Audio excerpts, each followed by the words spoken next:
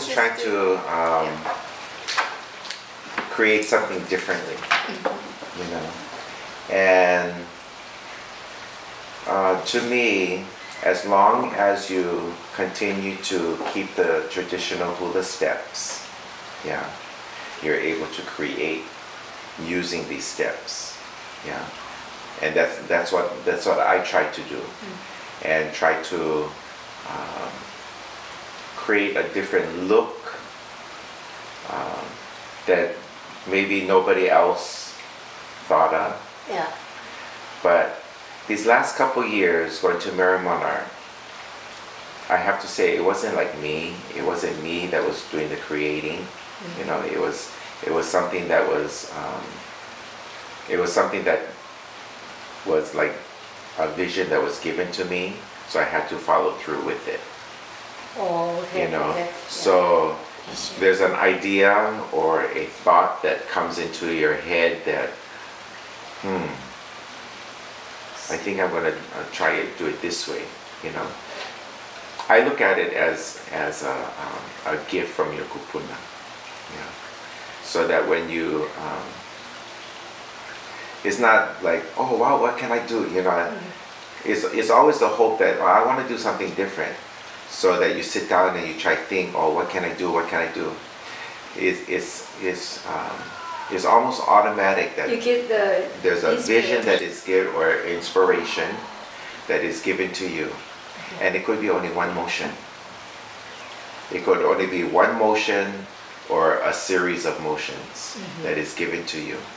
Yeah, and with that, then you just allow it to unfold. You know, it's not like I sit over here and thinking like, oh, what different, you know, what's something different that I can do? Yeah. Yeah. So before it was like that, you know, how far can I push the envelope and all of this kind of stuff.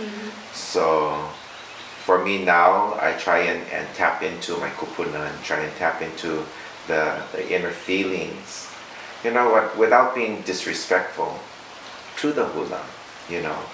My thinking, or my goal and my duty as a Kumu Hula is to respect and to take care of the hula, yeah, as best as I can, and not to twist it around so much that now it doesn't look like hula, you know. So even as simple as the punil was, and that was a risk for us because my men are not noted to doing that kind of traditional slow, and you know, but it looked strong enough and powerful enough that the men were able to deliver it and still keep our style and our masculinity and strength, yeah, in their hula. And then this year, again, it was another very simple, you can learn it in one day, kind of hula, you know. So, but the working was getting the mechanics and everybody looking the same.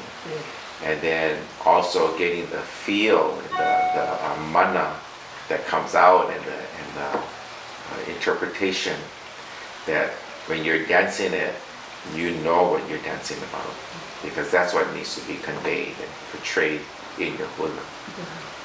So that's where a lot of, as simple as the hula can be, I think that's one of the factors, and what is important is that you understand as a dancer, because that's part of the interpretation.